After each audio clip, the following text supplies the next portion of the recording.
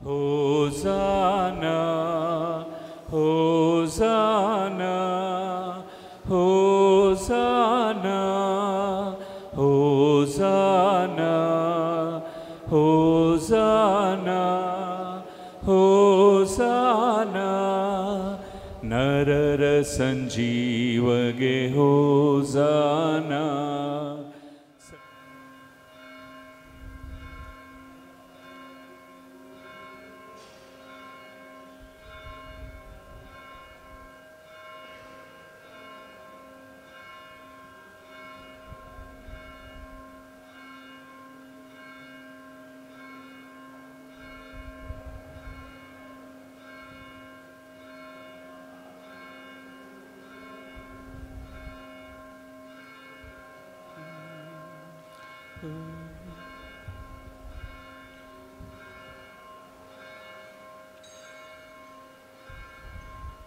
ಇಹ ಪರ ರಾಜಗೆ ಹೋಸಾನಾ, ದಾವಿದ ರಾಜಗೆ ಹೋಸಾನಾ, ಇಹ ಪರ ರಾಯಗೆ ಹೋಸಾನಾ, ರಾಜಾದಿರಾಜಗೆ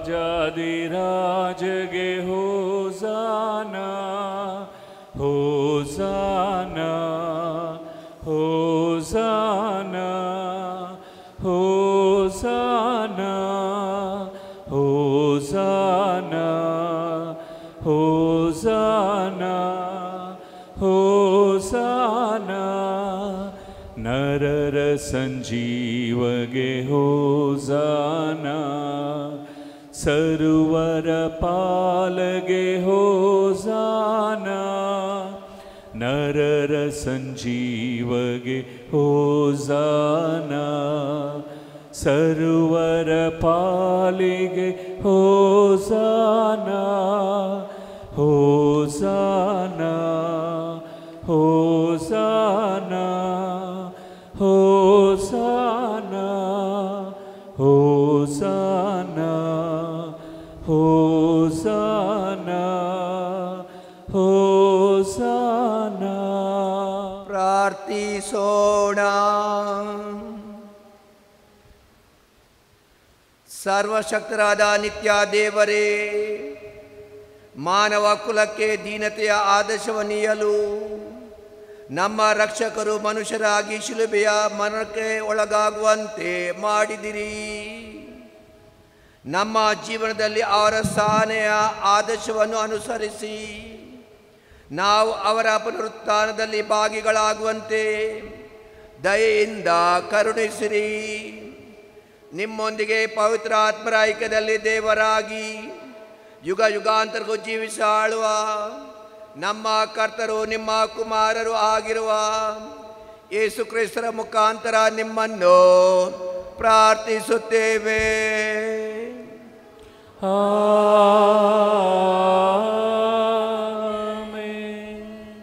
ಪ್ರವಾದಿ ಯೆಶಾಯನ ಗ್ರಂಥದಿಂದ ಇಂದಿನ ಮೊದಲನೆಯ ವಾಚನ. ದಣಿದವರನ್ನು ಹಿತ ನುಡಿಗಳಿಂದ ತಣಿಸುವಂತೆ ಅನುಗ್ರಹಿಸುತ್ತಾ ನಿನಗೆ ಸ್ವಾಮಿ ಸರ್ವೇಶ್ವರ ಶಿಕ್ಷಿತರ ನಾಲಿಗೆಯನ್ನು. ಶಿಷ್ಯನೋಪಾದಿ ನಾನು ಆತನನ್ನು ಆಲಿಸುವಂತೆ ಬೆಳಬೆಳಗ್ಗು ನನ್ನನ್ನೆಚ್ಚರಿಸಿ ಚೇತನಗೊಳಿಸುತ್ತಾನೆ ನನ್ನ ಕಿವಿಯನ್ನು. ತೆರೆದಿಹನು ಸ್ವಾಮಿ ಸರ್ವೇಶ್ವರ ನನ್ನ ಕಿವಿಯನ್ನು. ಎಂದೇ ವಿಮುಖನಾಗಲಿಲ್ಲ ನಾನು, ಪ್ರತಿಭಟಿಸಲಿಲ್ಲ ಆತನನ್ನು. ಬೆನ್ನು ಕೊಟ್ಟೆನು ಹೊಡೆಯುವವರಿಗೆ, ಗಡ್ಡ ಒಡ್ಡಿದೆನು ಅದನ್ನು ಕೀಳುವವರಿಗೆ. ಮುಖ ಮರೆ ಮಾಡಲಿಲ್ಲ ಹುಗುಳು ಬಗುಳಿಗೆ. ನೆರವಾಹಿಹನು ನನಗೆ ಸ್ವಾಮಿ ಸರ್ವೇಶ್ವರ. ಎಂದೇ ತಲೆ ತಗ್ಗಿಸಲಿಲ್ಲ ನಾನು ನಾಚಿಕೆಯಿಂದ. ಗಟ್ಟಿ ಮಾಡಿಕೊಂಡೆ ಮುಖವನ್ನು ಕಗ್ಗಲಿನ ಹಾಗೆ. ಆಶಾಭಂಗ ಪಡಲಾರನೆಂದು ಗೊತ್ತು ನನಗೆ. ದೇವರ ವಾಕ್ಯವಿದು. ಗರಿಗಳ ಭಾನುವಾರ, ಕೀರ್ತನೆ 22. ದೇವಾ ಓ ಎನ್ನ ದೇವಾ ಏಕೆನ್ನ ಕೈ ಬಿಟ್ಟಿರುವೆ ನನ್ನಿಂದ ದೂರಾಗಿರುವೆ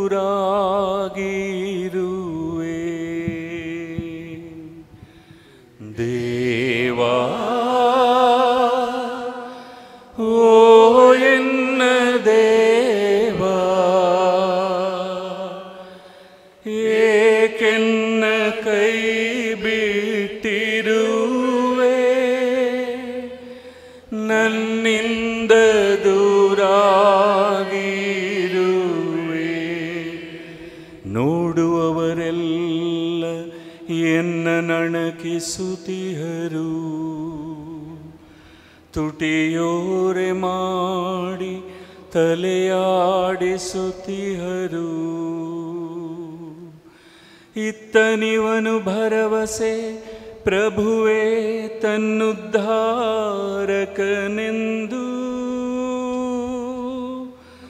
ಆತನಿಗಿವನು ಮೆಚ್ಚುಗೆಯಾದರೆ ರಕ್ಷಿಸಲಿ ಇಂತೆಂದು ದೇವಾ ಓ ಎನ್ನ ದೇವಾ ಏಕೆನ್ನ ಕೈ ಬಿಟ್ಟಿರುವೆ ನನ್ನಿಂದ ದೂರಾಗಿರುವೆ ಮುತ್ತಿದೆ ದುರುಳರ ಹಿಂಡು ಸುತ್ತಿವೆ ಕುನ್ನಿಗಳು ಕುತ್ತಿವೆ ನನ್ನ ಕೈಗಳು ಮೇಣ್ಕಾಲುಗಳು ಎಣಿಸಬಹುದಿದೆ ನನ್ನೆಲುಬುಗಳೆಲ್ಲವನು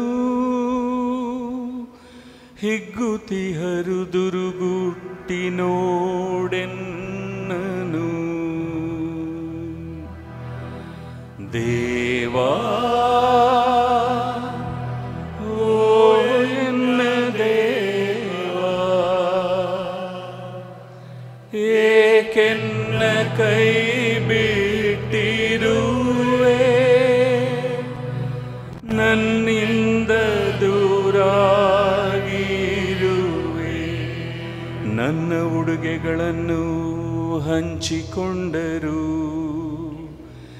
ನನ್ನ ಅಂಗಿಗೋಸ್ಕರ ಚೀಟು ಹಾಕಿದರು ನನ್ನಿಂದ ದೂರ ಸರಿಯಲು ಬೇಡ ಪ್ರಭು ನೀನೆನ್ನ ಶಕ್ತಿ ನೆರವಾಗಲು ತ್ವರೆ ಮಾಡು ದೇವಾ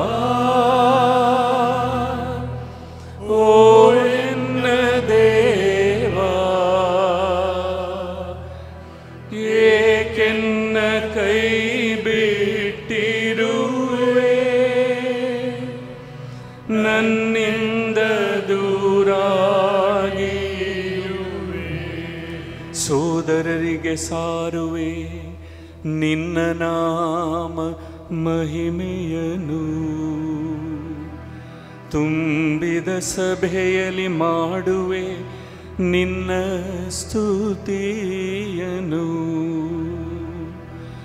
ಮಣಿಯಿರಿ ಪ್ರಭುವಿನಲ್ಲಿ ಭಯಭಕ್ತಿಯುಳ್ಳವರೇ ಭಜಿಸಿರಿ ಇಸ್ರಾಯೇಲರೇ ಯಾಕೋಬ ಕುಲಜರೇ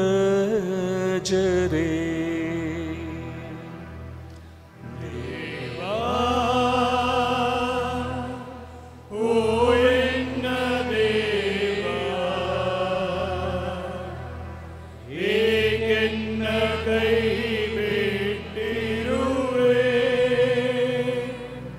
ನನ್ನಿಂದ ದೂರಾಗಿರುವೆ ಸಂತ ಪೌಲನು ಫಿಲಿಪ್ಪಿಯರಿಗೆ ಬರೆದ ಪತ್ರದಿಂದ ವಾಚನ. ತನ್ನನ್ನೇ ಆತ ತಗ್ಗಿಸಿಕೊಂಡ, ಎಂತಲೇ ದೇವ ಪರಮನು ಪರಮೋನ್ನತ ಸ್ಥಾನಕ್ಕೇರಿಸಿದ ಆತನನ್ನು. ದೈವ ಸ್ವರೂಪಿ ತಾನಾಗಿದ್ದರೂ ನಿರುತ, ದೇವರಿಗೆ ಸಮನಾದ ಆ ಸಿರಿ ಪದವಿಯನ್ನಾತ ಹಿಡಿದಿಟ್ಟುಕೊಳ್ಳಲಿಲ್ಲ, ಬಿಡಲಿಲ್ಲನುತ ತನ್ನನ್ನೇ ಬರಿದು ಮಾಡಿಕೊಂಡು ದಾಸನ ರೂಪವನ್ನು ಧರಿಸಿಕೊಂಡು ಮನುಜನಾಕಾರದಲ್ಲಿ ಕಾಣಿಸಿಕೊಂಡು ನರಮಾನವರಿಗೆ ಸರಿಸಮಾನನಾದ. ತನ್ನನ್ನೇ ಆತ ತಗ್ಗಿಸಿಕೊಂಡು ವಿಧೇಯನಾಗಿ ನಡೆದುಕೊಂಡು ಮರಣ ಪರ್ಯಂತ, ಹೌದೌದು ಶಿಲುಬೆಯ ಮರಣ ಪರ್ಯಂತ ವಿಧೇಯನಾದ. ಎಂತಲೇ ಪರಮೋನ್ನತ ಸ್ಥಾನಕ್ಕೇರಿಸಿದ ಆತನನ್ನು. ಇತ್ತನು ಹೆಸರುಗಳಲ್ಲುತ್ತಮ ಹೆಸರನ್ನು ದೇವ ಪರಮನು. ಯೇಸುವಿನ ಹೆಸರಿಗೆಂದೇ ಮೊಣಕಾಲೂರಿ ಮಣಿವರು ಸ್ವರ್ಗ ನಿವಾಸಿಗಳು, ಭೂನಿವಾಸಿಗಳು, ಪಾತಾಳ ಜೀವರಾಶಿಗಳು. ಕ್ರಿಸ್ತ ಯೇಸುವೇ ಪ್ರಭು ಎಂದೆಲ್ಲರಿಗೆ ಅರಿಕೆ ಮಾಡುವರು. ಪಿತದೇವನ ಮಹಿಮೆಯನ್ನು ಈ ಪರಿ ಹೊಗಳಿ ಸಾರುವರವರು. ದೇವರ ವಾಕ್ಯವಿದು.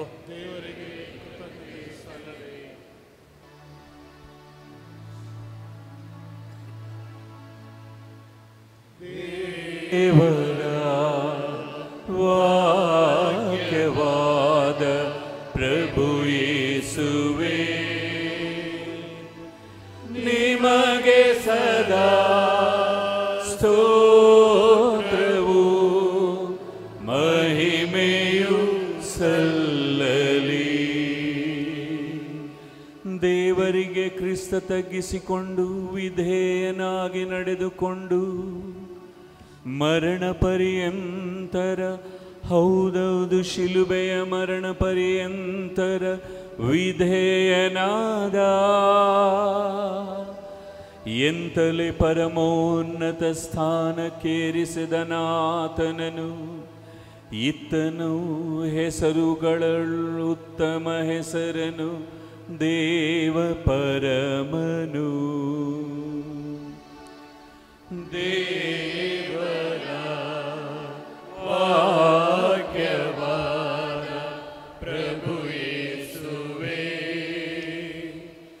ನಿಮಗೆ ಸದಾ ಸ್ತೋತ್ರವು ಮಹಿಮೆಯು ಸಲ್ಲಲಿ. ಸಂತ ಮತ್ತಾಯರು ಬರೆದ ಯೇಸುವಿನ ಪೂಜ್ಯ ಯಾತನೆಯ ವೃತ್ತಾಂತ. 12 ಮಂದಿ ಶಿಷ್ಯರಲ್ಲಿ ಒಬ್ಬನಾದ ಇಸ್ಕರಿಯೋತಿನ ಯೂದ ಎಂಬಾತ ಮುಖ್ಯ ಯಾಜಕರ ಬಳಿಗೆ ಹೋದನು.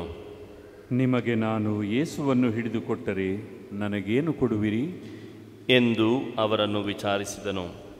ಅವರು ಅವನಿಗೆ 30 ಬೆಳ್ಳಿ ನಾಣ್ಯಗಳನ್ನು ನಿಗದಿ ಮಾಡಿಕೊಟ್ಟರು.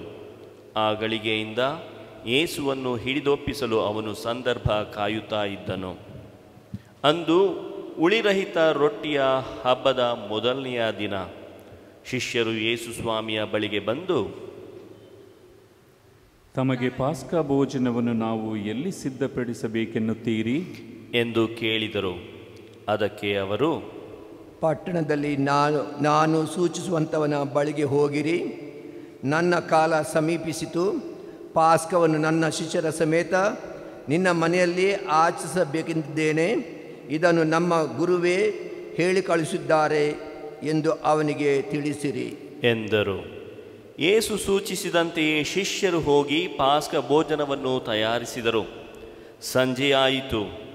ಯೇಸು ಸ್ವಾಮಿ 12 ಮಂದಿ ಶಿಷ್ಯರ ಸಂಗಡ ಊಟಕ್ಕೆ ಕುಳಿತರು. ಅವರೆಲ್ಲರೂ ಊಟ ಮಾಡುತ್ತಿದ್ದಾಗ ಯೇಸು, ನಿಮ್ಮಲ್ಲೇ ಒಬ್ಬನು ನನಗೆ ದ್ರೋಹ ಬಗೆಯುತ್ತಾನೆ ಎಂದು ನಿಮಗೆ ಖಂಡಿತವಾಗಿ ಹೇಳುತ್ತೇನೆ ಎಂದರು. ಶಿಷ್ಯರು ಬಹಳ ಕಳವಳಗೊಂಡರು. ಒಬ್ಬರಾದ ಮೇಲೊಬ್ಬರು, ಸ್ವಾಮಿ, ನಾನು ಎಂದು ಕೇಳತೊಡಗಿದರು.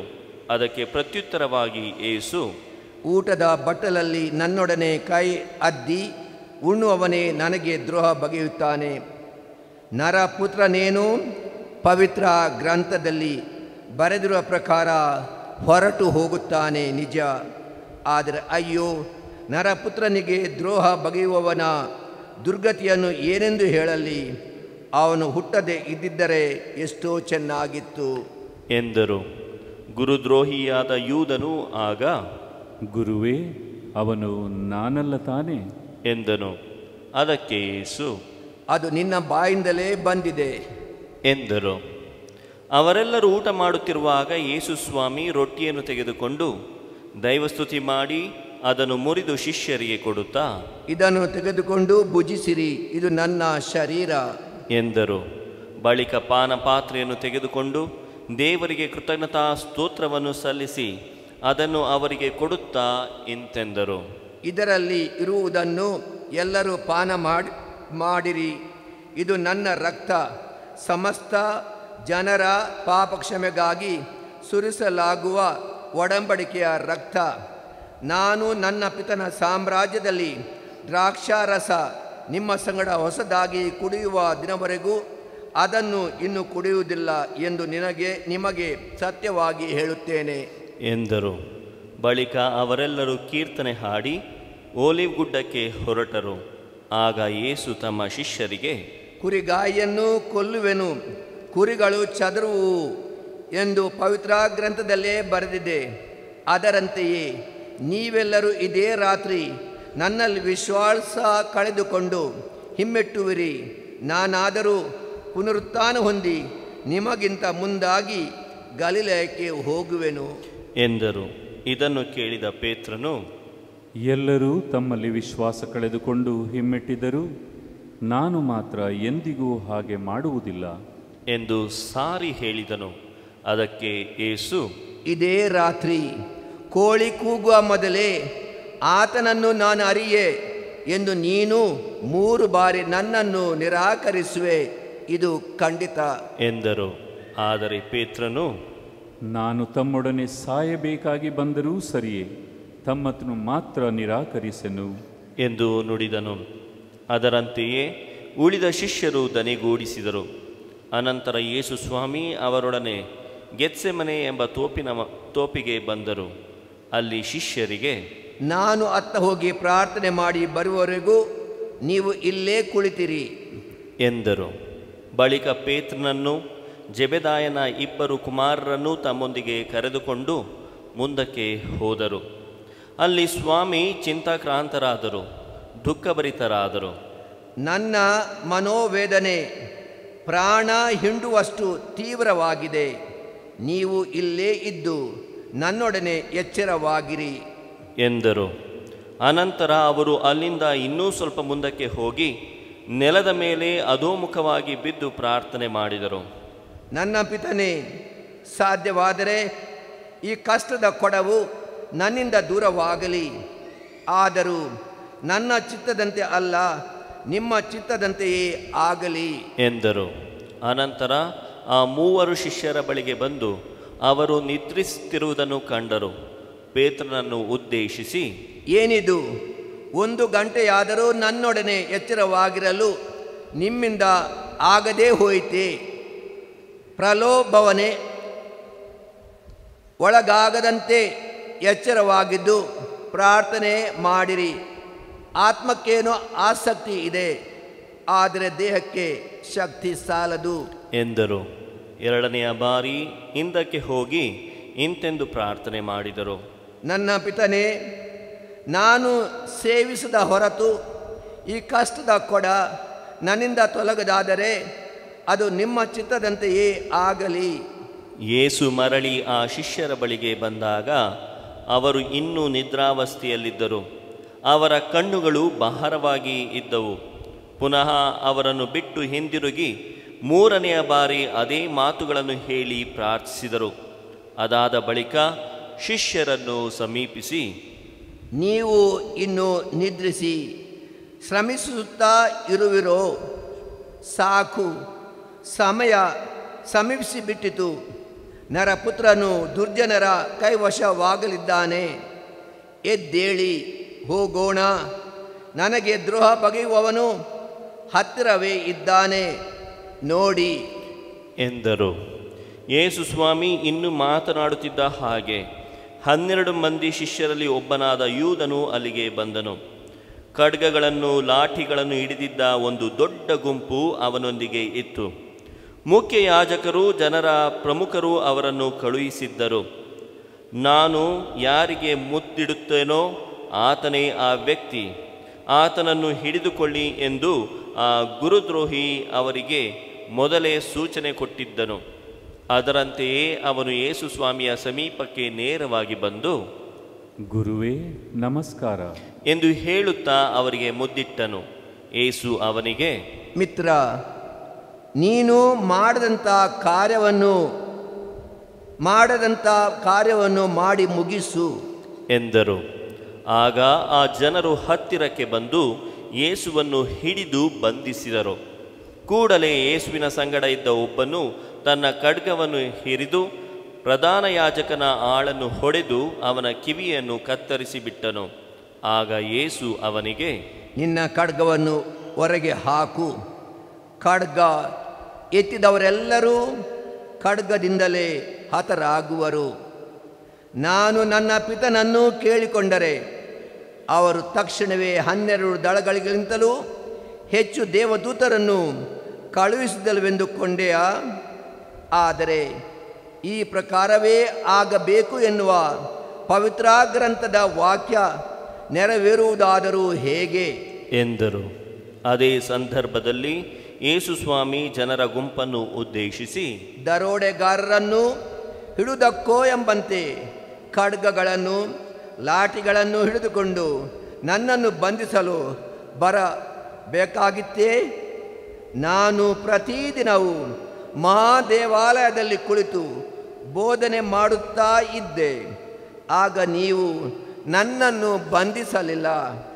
ಆದರೆ ಪವಿತ್ರ ಗ್ರಂಥದ ಪ್ರವಾದನೆಗಳು ಈಡೇರಲೆಂದೇ ಇದೆಲ್ಲ ಜರುಗಿದೆ ಎಂದರು. ಆಗ ಶಿಷ್ಯರೆಲ್ಲರೂ ಯೇಸುವನ್ನು ತೊರೆದು ಪಲಾಯನ ಮಾಡಿದರು. ಬಳಿಕ ಯೇಸು ಸ್ವಾಮಿಯನ್ನು ಬಂಧಿಸಿದ್ದವರು ಅವರನ್ನು ಪ್ರಧಾನ ಯಾಜಕ ಕಾಯಫನ ಬಳಿಗೆ ಕರೆದೊಯ್ದರು. ಅಲ್ಲಿ ಧರ್ಮಶಾಸ್ತ್ರಿಗಳು ಪ್ರಮುಖರು ಸಭೆ ಸೇರಿದ್ದರು. ಪೇತ್ರನಾದರೂ ದೂರದಿಂದ ಯೇಸುವನ್ನು ಹಿಂಬಾಲಿಸುತ್ತಿದ್ದನು. ಅವನು ಪ್ರಧಾನ ಯಾಜಕನ ಭವನದವರೆಗೂ ಬಂದು ಹೊರಾಂಗಣವನ್ನು ಹೊಕ್ಕು ಪಹರೆಯವರ ಜೊತೆ ಕುಳಿತುಕೊಂಡನು. ಇದೆಲ್ಲ ಹೇಗೆ ಕೊನೆಗೊಳ್ಳುವುದೆಂದು ನೋಡಬೇಕೆಂಬ ಉದ್ದೇಶ ಅವನದಾಗಿತ್ತು. ಇತ್ತ ಮುಖ್ಯ ಯಾಜಕರು ಉಚ್ಚ ನ್ಯಾಯಸಭೆಯ ಸದಸ್ಯರೆಲ್ಲರೂ ಯೇಸುವನ್ನು ಮರಣದಂಡನೆಗೆ ಗುರಿಪಡಿಸುವ ಸಲುವಾಗಿ ಸುಳ್ಳು ಸಾಕ್ಷಿಯನ್ನು ಹುಡುಕುತ್ತಿದ್ದರು. ಹಲವಾರು ಸುಳ್ಳು ಸಾಕ್ಷಿಗಳು ಮುಂದೆ ಬಂದರು. ಆದರೂ ಸರಿಯಾದ ಒಂದು ಸಾಕ್ಷ್ಯವೂ ಅವರಿಗೆ ದೊರಕಲಿಲ್ಲ. ಕಡೆಗೆ ಇಬ್ಬರು ಮುಂದೆ ಬಂದು, ಮಹಾದೇವಾಲಯವನ್ನು ಕೆಡವಿಬಿಟ್ಟು ಅದನ್ನು 3 ದಿನಗಳಲ್ಲಿ ಮರಳಿ ಕಟ್ಟುವ ಶಕ್ತಿ ನನಗಿದೆ ಎಂದು ಇವನು ಹೇಳಿದ್ದಾನೆ ಎಂದರು. ಆಗ ಪ್ರಧಾನ ಯಾಜಕನು ಎದ್ದು ನಿಂತು ಯೇಸುವನ್ನು ನೋಡಿ, ಈ ಜನರು ನಿನಗೆ ವಿರುದ್ಧ ತಂದಿರುವ ಆರೋಪಣೆಗಳನ್ನು ಕೇಳುತ್ತಿರುವೆಯಾ? ಇವುಗಳಿಗೆ ನಿನ್ನ ಉತ್ತರ ಏನು ಎಂದು ಪ್ರಶ್ನಿಸಿದನು. ಆದರೆ ಯೇಸು ಮೌನವಾಗಿದ್ದರು. ಜೀವಂತ ದೇವರ ಮೇಲೆ ಆಣೆ ಇರಿಸಿ ನಾನು ನಿನ್ನನ್ನು ಕೇಳುತ್ತಿದ್ದೇನೆ, ನೀನು ದೇವರ ಪುತ್ರ ಹಾಗೂ ಅಭಿಷಕ್ತನ ಲೋಕೋದ್ಧಾರಕನು, ನಮಗೆ ಹೇಳು ಎಂದನು ಆ ಪ್ರಧಾನ ಯಾಜಕ. ಅದಕ್ಕೆ ಯೇಸು, ಅದು ನಿಮ್ಮ ಬಾಯಿಂದಲೇ ಬಂದಿದೆ. ಮಾತ್ರವಲ್ಲ, ನಾನು ಹೇಳುವುದನ್ನು ಕೇಳಿ. ನರಪುತ್ರನು ಸರ್ವಶಕ್ತ ದೇವರ ಬಲಗಡೆ ಆಸೀನನಾಗಿರುವುದನ್ನು, ಆಕಾಶದ ಮೇಘಗಳ ಮೇಲೆ ಬರುವುದನ್ನು ಇನ್ನು ಮುಂದಕ್ಕೆ ಕಾಣುವಿರಿ ಎಂದರು. ಇದನ್ನು ಕೇಳಿದೆ ಪ್ರಧಾನ ಯಾಜಕನು ತನ್ನ ಉಡುಪನ್ನು ಕೋಪದಿಂದ ಹರಿದುಕೊಂಡನು. ಇವನು ದೇವದೂಷಣೆ ಆಡಿದ್ದಾನೆ, ಇನ್ನು ನಮಗೆ ಸಾಕ್ಷಿಗಳು ಏತಕ್ಕೆ? ಇವನಾಡಿದ ದೇವದೂಷಣೆಯನ್ನು ನೀವೇ ಕೇಳಿದ್ದೀರಿ, ಈಗ ನಿಮ್ಮ ತೀರ್ಮಾನ ಏನು ಎಂದು ಕೇಳಿದನು. ಅವರು, ಇವನಿಗೆ ಮರಣದಂಡನೆ ಆಗಬೇಕು ಎಂದು ಉತ್ತರ ಕೊಟ್ಟರು. ಬಳಿಕ ಅವರು ಯೇಸು ಸ್ವಾಮಿಯ ಮುಖದ ಮೇಲೆ ಉಗುಳಿದರು, ಅವರನ್ನು ಗುದ್ದಿದರು. ಕೆಲವರು ಅವರ ಕೆನ್ನೆಗೆ ಹೊಡೆದು, ಎಲೈ ಕ್ರಿಸ್ತ, ನಿನ್ನನ್ನು ಹೊಡೆದವರಾರು, ನಮಗೆ ಪ್ರವಾದಿಸಿ ಹೇಳು ಎಂದರು. ಇತ್ತ ಪೇತ್ರನು ಹೊರಾಂಗಣದಲ್ಲಿ ಕುಳಿತಿದ್ದನು. ದಾಸಿಯೊಬ್ಬಳು ಆತನ ಬಳಿಗೆ ಬಂದು, ನೀನು ಸಹ ಗಲಿಲೆಯದ ಯೇಸುವಿನೊಂದಿಗೆ ಇದ್ದವನು ಎಂದಳು. ನೀನು ಹೇಳುವುದು ಏನೆಂದು ನನಗೆ ತಿಳಿಯದು ಎಂದು ಪೇತ್ರನು ಎಲ್ಲರ ಮುಂದೆ ನಿರಾಕರಿಸಿದನು. ಆತ ಅಲ್ಲಿಂದ ಎದ್ದು ಹೆಬ್ಬಾಗಿಲ ಬಳಿ ಬಂದಾಗ ಇನ್ನೊಬ್ಬ ದಾಸಿ ಆತನನ್ನು ಕಂಡು, ಈತ ನಜರೇತಿನ ಯೇಸುವಿನೊಂದಿಗೆ ಇದ್ದವನೇ ಎಂದು ಅಲ್ಲಿದ್ದವರಿಗೆ ತಿಳಿಸಿದಳು. ಪೇತ್ರನು, ಆ ಮನುಷ್ಯ ಯಾರು, ನಾನರಿಯೇ ಎಂದು ಆಣೆಯಿಟ್ಟು ಇನ್ನೊಮ್ಮೆ ನಿರಾಕರಿಸಿದನು. ಸ್ವಲ್ಪ ಹೊತ್ತಾದ ಮೇಲೆ ಅಲ್ಲಿ ನಿಂತಿದ್ದವರು ಪೇತ್ರನ ಹತ್ತಿರಕ್ಕೆ ಬಂದು, ಖಂಡಿತವಾಗಿ ನೀನು ಅವನಲ್ಲಿ ಒಬ್ಬನು, ನೀನು ಮಾತನಾಡುವ ರೀತಿಯೇ ನಿನ್ನನ್ನು ತೋರಿಸಿಕೊಡುತ್ತದೆ ಎಂದು ಹೇಳಿದರು. ಆಗ ಪೇತ್ರನು ತನ್ನನ್ನೇ ಶಪಿಸಿಕೊಳ್ಳಲಾರಂಭಿಸಿ, ಆ ಮನುಷ್ಯನ ನಾನು ಖಂಡಿತವಾಗಿ ಅರಿಯೆನು ಎಂದು ಆಣೆಯಿಟ್ಟು ಹೇಳಿದನು. ಆ ಕ್ಷಣವೇ ಕೋಳಿ ಕೂಗಿತು. ಕೋಳಿ ಕೂಗುವ ಮೊದಲೇ ಆತನನ್ನು ನಾನರಿಯೇನೆಂದು ನನ್ನನ್ನು 3 ಬಾರಿ ನಿರಾಕರಿಸುವೆ ಎಂದ ಸ್ವಾಮಿಯ ನುಡಿ ಪೇತ್ರನ ನೆನಪಿಗೆ ಬಂದಿತು. ಆತನು ಅಲ್ಲಿಂದ ಹೊರಗೆ ಹೋಗಿ ಬಹಳವಾಗಿ ವ್ಯಥೆಪಟ್ಟು ಅತ್ತನು. ಬೆಳಗಾಯಿತು. ಎಲ್ಲ ಮುಖ್ಯ ಯಾಜಕರು ಜನರ ಪ್ರಮುಖರು ಸೇರಿ ಯೇಸುವನ್ನು ಕೊಲ್ಲಿಸುವುದಕ್ಕೆ ಸಮಾಲೋಚನೆ ಮಾಡಿದರು. ಅಂತೆಯೇ ಯೇಸುವಿಗೆ ಬೇಡಿ ಹಾಕಿಸಿ ಅವರನ್ನು ರಾಜ್ಯಪಾಲ ಪಿಲಾತನ ಬಳಿಗೆ ಕರೆದೊಯ್ದು ಅವನ ವಶಕ್ಕೆ ಒಪ್ಪಿಸಿದರು. ಯೇಸು ಸ್ವಾಮಿ ದಂಡನೆಗೆ ಗುರಿಯಾದರೆಂಬುದನ್ನು ಕಂಡು ಗುರುದ್ರೋಹಿ ಯೂದನು ಪರಿತಾಪಗೊಂಡನು. ಆ 30 ಬೆಳ್ಳಿ ನಾಣ್ಯಗಳನ್ನು ಮುಖ್ಯ ಯಾಜಕರ ಮತ್ತು ಪ್ರಮುಖರ ಬಳಿಗೆ ಮರಳಿ ತಂದನು. ನಾನು ನಿರ್ದೋಷಿಯನ್ನು ಹಿಡಿದುಕೊಟ್ಟು ಪಾಪ ಕಟ್ಟಿಕೊಂಡೆ ಎಂದು ಹೇಳಿದನು. ಅದಕ್ಕೆ ಅವರು, ಅದರಿಂದ ನಮಗೇನು, ಅದನ್ನು ನೀನೇ ನೋಡಿಕೋ ಎಂದು ಬಿಟ್ಟರು. ಆಗ ಅವನು ಆ ಹಣವನ್ನು ದೇವಾಲಯದಲ್ಲಿ ಎಸೆದು ಹೊರಟು ಹೋಗಿ ನೇಣು ಹಾಕಿಕೊಂಡು ಸತ್ತನು. ಮುಖ್ಯ ಯಾಜಕರು ಆ ಹಣವನ್ನು ತೆಗೆದುಕೊಂಡು, ಇದು ರಕ್ತದ ಕ್ರಯ, ಇದನ್ನು ಕಾಣಿಕೆ ಕೋಶದಲ್ಲಿ ಹಾಕುವುದು ಸರಿಯಲ್ಲ ಎಂದುಕೊಂಡರು. ಕಡೆಗೆ ಒಂದು ನಿರ್ಧಾರಕ್ಕೆ ಬಂದರು. ಪರದೇಶಿಗಳನ್ನು ಹೂಳುವುದಕ್ಕೋಸ್ಕರ ಕುಂಬಾರನ ಹೊಲವನ್ನು ಆ ಹಣ ಕೊಟ್ಟು ಕೊಂಡುಕೊಂಡರು. ಈ ಕಾರಣದಿಂದಲೇ ಅದನ್ನು ನೆತ್ತರ ನೆಲ ಎಂದು ಇಂದಿಗೂ ಕರೆಯಲಾಗುತ್ತಿದೆ. ಹೀಗೆ 30 ಬೆಳ್ಳಿ ನಾಣ್ಯಗಳನ್ನೆತ್ತಿ ಸರ್ವೇಶ್ವರ ಸ್ವಾಮಿ ನನಗಿತ್ತ ಆದೇಶದಂತೆ ಕುಂಬಾರನ ಹೊಲ ಕೊಳ್ಳಲು ಅದನ್ನು ತೆತ್ತರು. ಅಮೂಲ್ಯ ವ್ಯಕ್ತಿಗೆ ಕಟ್ಟಿದ ಬೆಲೆಯದು, ಇಸ್ರಾಯೇಲ ಜನರು ಒಪ್ಪಿದ ಮೊತ್ತವದು ಎಂದು ವಚನಿಸಿದ ಪ್ರವಾದಿ ಯೆರೆಮೀಯನ ಮಾತುಗಳು ಈಡೇರಿದವು. ಯೇಸು ಸ್ವಾಮಿಯನ್ನು ರಾಜ್ಯಪಾಲನ ಮುಂದೆ ನಿಲ್ಲಿಸಿದರು. ನೀನು ಯಹೂದ್ಯರ ಅರಸನೋ ಎಂದು ರಾಜ್ಯಪಾಲ ಪ್ರಶ್ನಿಸಿದನು. ಅದಕ್ಕೆ ಯೇಸು, ಅದು ನಿಮ್ಮ ಬಾಯಿಂದಲೇ ಬಂದಿದೆ ಎಂದು ಮರುನುಡಿದರು. ಆದರೆ ಮುಖ್ಯ ಯಾಜಕರು ಊರ ಪ್ರಮುಖರು ಮಾಡಿದ ಆಪಾದನೆಗಳಿಗೆ ಅವರು ಏನೂ ಉತ್ತರ ಕೊಡಲಿಲ್ಲ. ಆಗ ಪಿಲಾತನು, ಇವರು ನಿನಗೆ ವಿರುದ್ಧ ಇಷ್ಟೆಲ್ಲ ಹೇಳುತ್ತಿರುವುದು ನಿನಗೆ ಕೇಳಿಸುತ್ತಿಲ್ಲವೇ ಎಂದನು. ಯೇಸು ಯಾವುದಕ್ಕೂ ಉತ್ತರ ಕೊಡಲಿಲ್ಲ. ಇದರಿಂದ ರಾಜ್ಯಪಾಲನಿಗೆ ಅತ್ಯಾಶ್ಚರ್ಯವಾಯಿತು. ಪ್ರತಿ ಪಾಸ್ಕ ಹಬ್ಬದ ಸಂದರ್ಭದಲ್ಲಿ ಜನರು ಬಯಸುವ ಒಬ್ಬ ಕೈದಿಯನ್ನು ಬಿಡುಗಡೆ ಮಾಡುವುದು ರಾಜ್ಯಪಾಲನ ಪದ್ಧತಿಯಾಗಿತ್ತು. ಆಗ ಬರಬ್ಬನೆಂಬ ಕುಪ್ರಸಿದ್ಧ ಕೈದಿಯೊಬ್ಬನು ಸೆರೆಯಲ್ಲಿದ್ದನು. ಹೀಗಿರಲಾಗಿ ಪಿಲಾತನು ಅಲ್ಲಿ ಕೂಡಿದ್ದ ಜನರನ್ನು ಉದ್ದೇಶಿಸಿ, ನಾನು ಯಾರನ್ನು ಬಿಡುಗಡೆ ಮಾಡಬೇಕೆನ್ನುತ್ತೀರಿ, ಬರಬ್ಬನನ್ನು ಅಥವಾ ಕ್ರಿಸ್ತ ಎಂದು ಕರೆಯಲಾಗುವ ಯೇಸುವನ್ನು ಎಂದು ಕೇಳಿದನು. ಆ ಜನರು ಅಸೂಯೆಯಿಂದಲೇ ಯೇಸುವನ್ನು ಹಿಡಿದೊಪ್ಪಿಸಿದ್ದಾರೆಂದು ಅವನಿಗೆ ಅರಿವಾಗಿತ್ತು. ಅದೂ ಅಲ್ಲದೆ ಪಿಲಾತನು ನ್ಯಾಯಪೀಠದಲ್ಲಿ ಕುಳಿತಿರುವಾಗ, ನೀವು ಆ ಸತ್ಪುರುಷನ ತಂಟೆಗೆ ಹೋಗಬೇಡಿ, ಆತನ ದೆಸೆಯಿಂದ ಕಳೆದ ರಾತ್ರಿ ಕನಸಿನಲ್ಲಿ ಬಹಳ ಸಂಕಟಪಟ್ಟಿದ್ದೇನೆ ಎಂದು ಅವನ ಪತ್ನಿ ಹೇಳಿ ಕಳುಹಿಸಿದಳು. ಇತ್ತ ಬರಬ್ಬನನ್ನು ಬಿಡುಗಡೆ ಮಾಡಿ ಯೇಸುವನ್ನು ಕೊಲ್ಲಬೇಕೆಂದು ಕೇಳಿಕೊಳ್ಳುವಂತೆ ಮುಖ್ಯ ಯಾಜಕರು ಮತ್ತು ಪ್ರಮುಖರು ಜನರನ್ನು ಪ್ರಚೋದಿಸಿದರು. ರಾಜ್ಯಪಾಲವು ಪುನಃ ಜನರ ಗುಂಪನ್ನು ನೋಡಿ, ಈ ಇಬ್ಬರಲ್ಲಿ ಯಾರನ್ನು ನಿಮಗೆ ಬಿಟ್ಟುಕೊಡಲಿ ಎಂದು ಕೇಳಿದನು. ಅದಕ್ಕೆ ಅವರು, ಬರಬ್ಬನನ್ನೇ ಎಂದು ಉತ್ತರ ಕೊಟ್ಟರು. ಹಾಗಾದರೆ ಕ್ರಿಸ್ತ ಎಂದು ಕರೆಯಲಾಗುವ ಯೇಸುವನ್ನು ಏನು ಮಾಡಲಿ ಎಂದು ಪಿಲಾತನು ಮರುಪ್ರಶ್ನೆ ಹಾಕಿದನು. ಅವರೆಲ್ಲರೂ ಅವನನ್ನು ಶಿಲುಬೆಗೆ ಏರಿಸಿ ಎಂದು ಉತ್ತರಿಸಿದರು. ಏಕೆ? ಇವನೇನು ಕೇಡು ಮಾಡಿದ್ದಾನೆ ಎಂದು ಪಿಲಾತನು ಕೇಳಲು, ಎಂದು ಅವರು ಇನ್ನೂ ಹೆಚ್ಚಾಗಿ ಆರ್ಭಟಿಸಿದರು. ಪಿಲಾತನು ತನ್ನ ಪ್ರಯತ್ನದಿಂದ ಏನೂ ಫಲಿಸುತ್ತಿಲ್ಲವೆಂದು, ಅದಕ್ಕೆ ಬದಲಾಗಿ ದಂಗೆ ಏಳುವ ಸೂಚನೆ ಇದೆ ಎಂದು ಮನಗಂಡನು.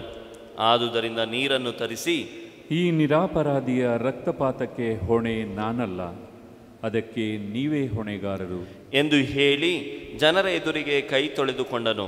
ಅದಕ್ಕೆ ಜನರೆಲ್ಲರೂ, ಅವನ ರಕ್ತ ನಮ್ಮ ಮೇಲೂ ನಮ್ಮ ಮಕ್ಕಳ ಮೇಲೂ ಇರಲಿ ಎಂದು ಕೂಗಿಕೊಂಡರು. ಬಳಿಕ ಪಿಲಾತನು ಅವರ ಇಷ್ಟದಂತೆಯೇ ಬರಬನನ್ನು ಬಿಟ್ಟುಕೊಟ್ಟನು. ಯೇಸುವನ್ನು ಕೊರಡೆಗಳಿಂದ ಹೊಡೆಸಿ ಶಿಲುಬೆಗೇರಿಸಲು ಒಪ್ಪಿಸಿಬಿಟ್ಟನು. ರಾಜ್ಯಪಾಲನ ಸೈನಿಕರು ಯೇಸು ಸ್ವಾಮಿಯನ್ನು ರಾಜಭವನದ ಒಳಕ್ಕೆ ಕರೆದೊಯ್ದರು. ಅವರ ಸೈನ್ಯ ಪಡೆಯೆಲ್ಲವೂ ಸ್ವಾಮಿಯನ್ನು ಸುತ್ತುಗಟ್ಟಿತು. ಸೈನಿಕರು ಅವರ ಉಡುಪನ್ನು ಸುಲಿದು ಕಡುಗೆಂಪು ಮೇಲಂಗಿಯೊಂದನ್ನು ಅವರಿಗೆ ಹೊದಿಸಿದರು. ಮುಳ್ಳಿನಿಂದ ಒಂದು ಕಿರೀಟವನ್ನು ಹೆಣೆದು ಅವರ ತಲೆಯ ಮೇಲೆ ಇರಿಸಿದರು. ಕೈಗೆ ಒಂದು ಕೋಲನ್ನು ಕೊಟ್ಟರು. ಆಮೇಲೆ ಅವರ ಮುಂದೆ ಮೊಣಕಾಲೂರಿ, ಯಹೂದ್ಯರ ಅರಸನಿಗೆ ಜಯವಾಗಲಿ ಎಂದು ಹೇಳಿ ಪರಿಹಾಸ್ಯ ಮಾಡಿದರು. ಅವರ ಮೇಲೆ ಉಗುಳಿದರು. ಆ ಕೋಲನ್ನು ಕಿತ್ತುಕೊಂಡು ತಲೆಯ ಮೇಲೆ ಹೊಡೆದರು. ಹೀಗೆ ಪರಿಹಾಸ್ಯ ಮಾಡಿ ಆದ ಮೇಲೆ ಒದಿಸಿದ್ದ ಮೇಲಂಗಿಯನ್ನು ತೆಗೆದುಹಾಕಿ ಅವರ ಉಡುಪನ್ನೇ ಪುನಃ ತೊಡಿಸಿದರು. ಬಳಿಕ ಅವರನ್ನು ಶಿಲುಬೆಗೇರಿಸಲು ಕರೆದೊಯ್ದರು. ಸೈನಿಕರು ಯೇಸು ಸ್ವಾಮಿಯನ್ನು ಕರೆದುಕೊಂಡು ಊರ ಹೊರಗೆ ಹೋಗುತ್ತಿದ್ದಾಗ ಸಿರೇನ್ ಪಟ್ಟಣ ಸಿಮೋನ್ ಎಂಬಾತನನ್ನು ಕಂಡರು. ಯೇಸುವಿನ ಶಿಲುಬೆಯನ್ನು ಹೊತ್ತು ಬರುವಂತೆ ಅವನನ್ನು ಬಲವಂತ ಮಾಡಿದರು. ಅವರೆಲ್ಲರೂ ಗೋಲ್ಗೊಥಾ ಎಂಬ ಸ್ಥಳಕ್ಕೆ ಬಂದು ಸೇರಿದರು. ಗೋಲ್ಗೊಥಾ ಎಂದರೆ ಕಪಾಲ ಸ್ಥಳ ಎಂದು ಅರ್ಥ. ಅಲ್ಲಿ ಕಹಿ ಬೆರೆಸಿದ ದ್ರಾಕ್ಷರಸವನ್ನು ಯೇಸುವಿಗೆ ಕುಡಿಯಲು ಕೊಟ್ಟರು. ಅವರು ಅದನ್ನು ರುಚಿ ನೋಡಿ ಕುಡಿಯಲು ಇಚ್ಛಿಸಲಿಲ್ಲ. ಯೇಸುವನ್ನು ಶಿಲುಬೆಗೇರಿಸಿದ ಬಳಿಕ ಅವರ ಉಡುಪಿಗಾಗಿ ಸೈನಿಕರು ಚೀಟು ಹಾಕಿ ತಮ್ಮೊಳಗೆ ಹಂಚಿಕೊಂಡರು. ಅನಂತರ ಅಲ್ಲೇ ಕುಳಿತು ಕಾವಲು ಕಾಯುತ್ತಾ ಇದ್ದರು. ಈತ ಯೇಸು ಯಹೂದ್ಯರ ಅರಸ ಎಂದು ಬರೆದಿದ್ದ ದೋಷಾರೋಪಣೆಯ ಫಲಕವನ್ನು ಅವರ ಶಿರಸ್ಸಿನ ಮೇಲ್ಭಾಗದಲ್ಲಿ ಇಟ್ಟರು. ಯೇಸುವಿನ ಬಲಗಡೆ ಒಬ್ಬನು, ಎಡಗಡೆ ಒಬ್ಬನು, ಹೀಗೆ ಇಬ್ಬರು ಕಳ್ಳರನ್ನು ಅವರ ಸಂಗಡ ಶಿಲುಬೆಗೇರಿಸಿದರು. ಪಕ್ಕದಲ್ಲಿ ಹಾದು ಹೋಗುತ್ತಿದ್ದ ಜನರು ತಲೆಯಾಡಿಸುತ್ತಾ, ದೇವಾಲಯವನ್ನು ಕೆಡವಿ 3 ದಿನಗಳಲ್ಲಿ ಅದನ್ನು ಮತ್ತೆ ಕಟ್ಟಬಲ್ಲವನೇ, ಈಗ ನಿನ್ನನ್ನು ನೀನೇ ರಕ್ಷಿಸಿಕೋ.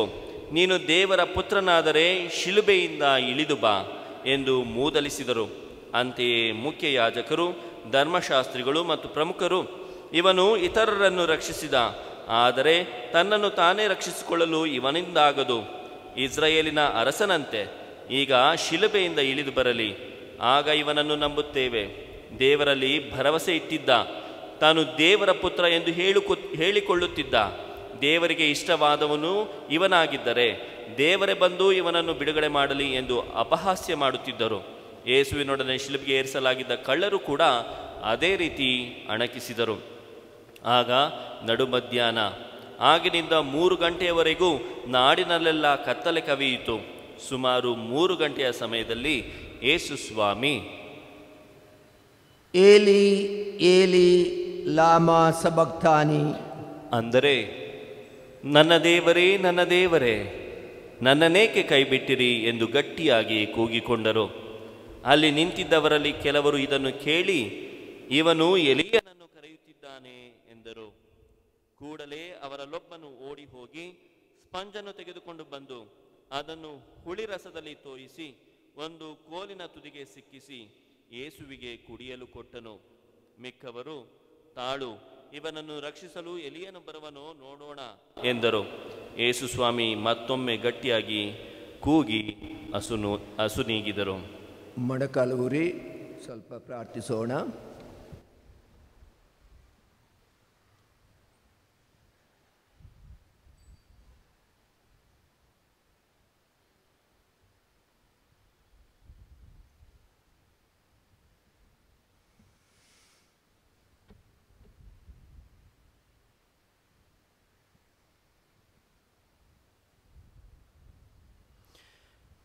ಆಗ ಇಗೋ, ಮಹಾದೇವಾಲಯದ ತೆರೆಯು ಮೇಲಿಂದ ಕೆಳಗಿನವರೆಗೆ ಇಬ್ಬಾಗವಾಗಿ ಸೀಳಿ ಹೋಯಿತು.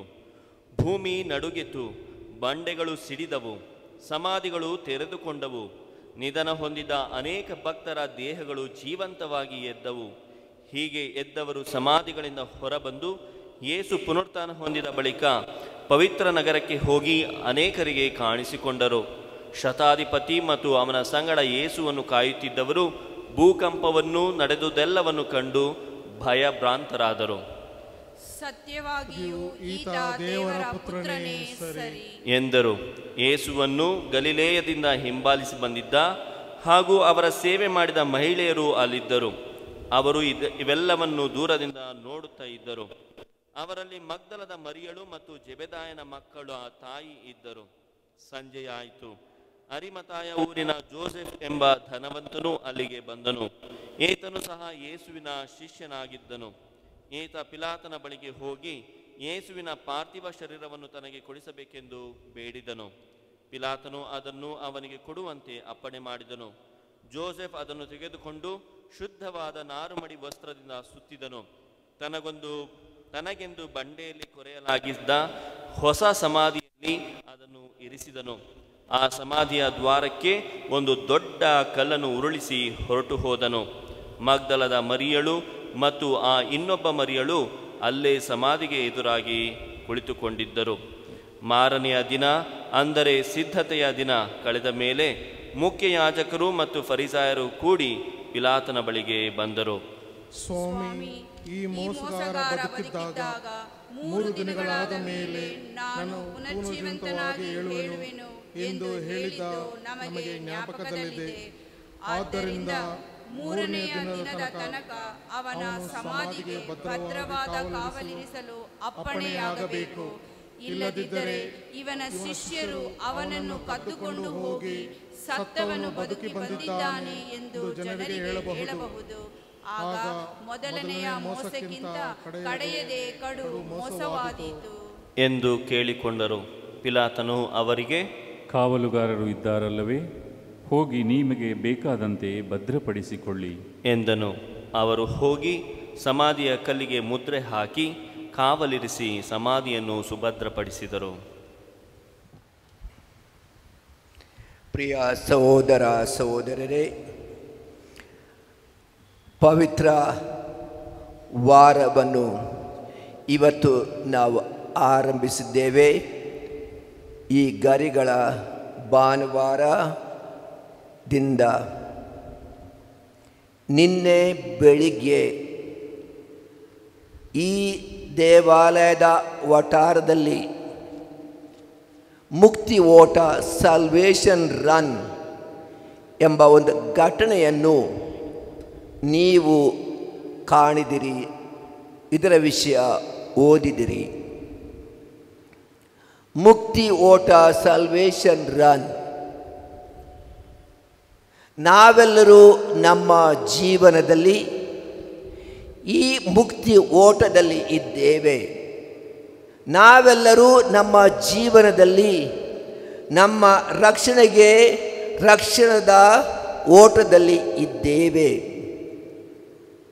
ಪ್ರಭು ಕ್ರಿಸ್ತರು ಈ ಲೋಕಕ್ಕೆ ಬಂದದ್ದು ನಮ್ಮ ರಕ್ಷಣೆಗಾಗಿ.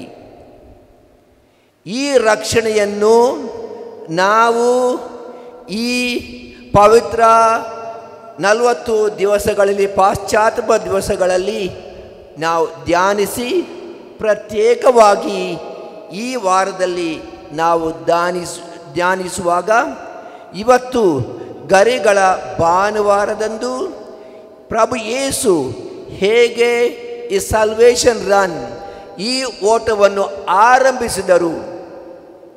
ಅವರು ಆ ಗಲ್ಲೆಯಿಂದ ಆ ಜೆರುಸಲೇಮ್ ದೇವಾಲಯಕ್ಕೆ ಒಂದು ಕತ್ತೆಯ ಮೇಲೆ ಕುಳಿತುಕೊಂಡು ಅವರು ಹೋದರು. ಹೋಸನ್ನ ದಾವೀದ ಅರಸನ ಪುತ್ರರಿಗೆ ಎಂದು ಜನರು ಕೂಗಿದರು. ಪ್ರಿಯರೇ, ಹೌದು, ಪ್ರಭು ಯೇಸುವಿಗೆ ಅವರು ಜ್ಞಾಪಕದಲ್ಲಿ ಇತ್ತು. ಇವತ್ತು ಅವರು ದೇವಾಲಯಕ್ಕೆ ಹೋಗುತ್ತಾರೆ, ಜನರು ಹೊಗಳುತ್ತಾರೆ. ಆದರೆ ಇನ್ನು ಕೆಲವೇ 5 ದಿವಸಗಳಲ್ಲಿ ಇದೇ ಜನರು ಇವನನ್ನು ಶಿಲುಬೆಗೆ ಮರಣಕ್ಕೆ ಹಾಕಿ ಎಂದು ಬೊಬ್ಬೆ ಹಾಕುವರು ಎಂದು ತಿಳಿದಿತ್ತು. ಇದೇ ನಾವು ಇವತ್ತಿನ ಆ ಪವಿತ್ರ ಶುಭ ಸಂದೇಶದಲ್ಲಿ ಕೇಳಿದೆವು. ಪ್ರಿಯರೇ, ಎರಡೇ ವಿಷಯ. ಒಂದು ಕಡೆಯಲ್ಲಿ ಪ್ರಭು ಕ್ರಿಸ್ತರ ಶಿಷ್ಯ ಯೂದ ಜೂಡಸ್, ಮತ್ತೊಂದು ಕಡೆಯಲ್ಲಿ ಪ್ರಭು ಕ್ರಿಸ್ತರ ಶಿಷ್ಯ ಪೇತ್ರ. ಜೂಡಸ್ ಯೂದ ಬಂದು ಪ್ರಭು ಕ್ರಿಸ್ತನನ್ನು ವಿಕೃತ ಅವನು ಮಾಡುತ್ತಾನೆ. ಗುರುವೇ ನಿಮಗೆ ನಮಸ್ಕಾರ. ಈ ಶಬ್ದಗಳ ಮುಖಾಂತರ ಗುರುವೇ ನಿಮಗೆ ನಮಸ್ಕಾರ ಎಂದು ಪ್ರಭುವನ್ನು ವೈರಿಗಳ ಕಡೆಗೆ ಒಪ್ಪಿಸಿಕೊಡುತ್ತಾನೆ. ಮಿತ್ರ, ಮಾಡುವುದಕ್ಕೆ ನೀನು ಏನು ಬಂದೆಯ ಅದನ್ನು ಮಾಡಿಬಿಡು ಎಂದು ಪ್ರಭು ಹೇಳುತ್ತಾರೆ. ಇನ್ನೊಂದು ಕಡೆ ಪೇತ್ರ ಪ್ರಭು ಕ್ರಿಸ್ತರ ಶಿಷ್ಯ, ನಾನು ಯಾರು ಅವನು ಎಂದು ನಾನು ಅರಿಯೆ. 3 ಸಲ ಆಜ್ಞೆ ಹಾಕಿ ಅವನು ಹೇಳ್ತಾನೆ. ಆದರೆ ಆ ಕೋಳಿ 3 ಸಲ ಕೂಗಿದನ್ನು ಕೇಳಿ ಪ್ರಭು ಹೇಳಿದನ್ನು ಮನಸ್ಸಿಗೆ ತಂದು ಹೊರಗೆ ಹೋಗಿ ಅಳುತ್ತಾನೆ, ಕೂಗುತ್ತಾನೆ. ಆ ಗಳಿಗೆ ಮಾತ್ರವಲ್ಲ, ತನ್ನ ಇಡೀ ಜೀವಮಾನದಲ್ಲಿ ಒಬ್ಬನು ತಪ್ಪನ್ನು ಒಪ್ಪಿಕೊಳ್ಳದೆ ಪ್ರಭುವನ್ನು ವೈರಿಗಳ ಕೈಗೆ ಒಪ್ಪಿಸಿಕೊಡುತ್ತಾನೆ. ಮತ್ತೊಬ್ಬನು ತಪ್ಪನ್ನು ಅರಿತುಕೊಂಡು ತಮ್ಮ ತಪ್ಪನ್ನು ಅರಿತು ದೇವರ ಕಡೆಗೆ ಅವನು ಹಿಂದೆ ಬರುತ್ತಾನೆ. ಪ್ರಿಯರೇ, ಈ ಪವಿತ್ರ ಭಾನುವಾರವನ್ನು ನಾವು ಆರಂಭಿಸುವಾಗ ಯಾರ ಕಡೆಯಲ್ಲಿ ನಾವು ಇದ್ದೇವೆ? ಜೂದನ್ ಅವನ ಕಡೆಯಲ್ಲಿಯ, ಇಲ್ಲದಿದ್ದರೆ ಪೇತ್ರನ ಕಡೆಯಲ್ಲಿಯ? ಗುರುವೇ ನಿಮಗೆ ನಮಸ್ಕಾರ. ಎಷ್ಟೋ ಸಲ ಇದನ್ನೇ ನಾವು ಮಾಡುತ್ತೇವೆ ನಮ್ಮ ಜೀವನದಲ್ಲಿ. ನಾವು ನಮ್ಮ ದೇವರನ್ನು ವೈರಿಗಳ ಕಡೆಗೆ ಒಪ್ಪಿಸಿಕೊಡುತ್ತೇವೆ. ಇವತ್ತು ದೇವರು ಯಾರು? ನೀನು ನನ್ನ ಹೆಸರಿನಲ್ಲಿ ಪರರಿಗೆ ಏನು ಮಾಡುತ್ತೀಯೋ ಇನ್ನು ನನಗೆ ಮಾಡಿದ್ದಿ. ಇದನ್ನು ನಾವು ಅರಿತುಕೊಂಡರೆ ಖಂಡಿತವಾಗಿಯೂ ಪರರಿಗೆ ನಾವು ಹೀಗೆ ಮಾಡುವಾಗ, ಯಾರಿಗೂ ಇದನ್ನು ಮಾಡುವಾಗ ನಾವು ವೈರಿಗಳಿಗೆ ಅವರನ್ನು ಒಪ್ಪಿಸಿಕೊಡುತ್ತೇವೆ ಎಂದು ಮನಸ್ಸಿನಲ್ಲಿ ಇಡೋಣ. ಅದೇ ಥರದಲ್ಲಿ ನಮ್ಮ ಪಾಪಗಳನ್ನು ಒಪ್ಪಿಕೊಂಡು ನಾವು ಪೇತ್ರನಂತೆ ಹಿಂದಿರುಗೋಣ. ಈ ಪವಿತ್ರ ಕಾಲ ನಿಜವಾಗಿಯೂ ಪವಿತ್ರ ಭಾನುವಾರ ಮತ್ತು ಪವಿತ್ರ ವಾರ ನಮಗೆ ಪವಿತ್ರತೆಯ ಜೀವನವನ್ನು, ಪಾಪಗಳನ್ನು ಒಪ್ಪಿಕೊಂಡು ಹಿಂತಿರುಗಲು ಒಂದು ಕಾಲ ದೇವರು ಕೊಟ್ಟಿದ್ದಾರೆ. ಅದು ಒಳ್ಳೆಯ ರೀತಿಯಲ್ಲಿ ಉಪಯೋಗಿಸೋಣ ಎಂದು ನಾನು ನಿಮ್ಮಲ್ಲಿ ಕೇಳಿಕೊಳ್ಳುತ್ತೇನೆ. ಪರಲೋಕವನ್ನು ಭೂಲೋಕವನ್ನು ಸೃಷ್ಟಿಸಿದ ಸರ್ವಶಕ್ತ ದೇವನನ್ನು ವಿಶ್ವಾಸುತ್ತೇನೆ. ಅವರ ಏಕಮಾತ್ರ ಪುತ್ರರು ನಮ್ಮ ಕರ್ತರು ಆದ ಯೇಸು ಕ್ರಿಸ್ತರನ್ನು ವಿಶ್ವಾಸಿಸುತ್ತೇನೆ. ಇವರು ಪವಿತ್ರಾತ್ಮರಿಂದ ಗರ್ಭಧರಿಸಿದ ಕನ್ಯಾಮರಿಯಲ್ಲಿ ಹುಟ್ಟಿದರು. ಪೊನ್ಸಿಯಸ್ ಪಿಲಾತನ ಅಧಿಕಾರದಲ್ಲಿ ಪಾಡುಪಟ್ಟು ಶಿಲುಬೆಗೆ ಏರಿಸಲ್ಪಟ್ಟು ಮೃತರಾಗಿ ಸಮಾಧಿ ಮಾಡಲ್ಪಟ್ಟರು. ಪಾತಾಳಕ್ಕಿಳಿದು 3ನೇ ದಿನ ಮೃತರ ಮಧ್ಯದಿಂದ ಪುನರ್ಜೀವಿತರಾಗಿ ಎದ್ದರು. ಪರಲೋಕಕ್ಕೆ ಏರಿ ಸರ್ವಶಕ್ತ ದೇವಪಿತನ ಬಲಪಾರ್ಶ್ವದಲ್ಲಿ ಕುಳಿತುಕೊಂಡಿದ್ದಾರೆ. ಅಲ್ಲಿಂದ ಜೀವಂತರಿಗೂ ಮೃತರಿಗೂ ತೀರ್ಪು ಕೊಡಲು ಬರುವರು. ಪವಿತ್ರ ಆತ್ಮರನ್ನು ವಿಶ್ವಾಸಿಸುತ್ತೇನೆ. ಪವಿತ್ರ ಕಥೋಲಿಕ ಧರ್ಮ ಸಭೆಯನ್ನು, ಸಂತರ ಅನ್ಯೋನ್ಯತೆ ವಿಶ್ವಾಸಿಸುತ್ತೇನೆ. ಪಾಪ ಪರಿಹಾರವನ್ನು ವಿಶ್ವಾಸಿಸುತ್ತೇನೆ. ಶರೀರ ಪುನರುತ್ಥಾನವನ್ನು ವಿಶ್ವಾಸಿಸುತ್ತೇನೆ. ನಿತ್ಯ ಜೀವನ ವಿಶ್ವಾಸಿಸುತ್ತೇನೆ. ಆಮೆನ್. ನಮ್ಮ ಕೋರಿಕೆಗಳನ್ನು, ನಮ್ಮ ಬೇಡಿಕೆಗಳನ್ನು ಈ ಪವಿತ್ರ ವಾರದಲ್ಲಿ ದೇವರ ಮುಂದೆ ಇಡೋಣ. ಓ ಕರ್ತರೇ, ನಿಮ್ಮನ್ನು ಪ್ರಾರ್ಥಿಸುತ್ತೇವೆ.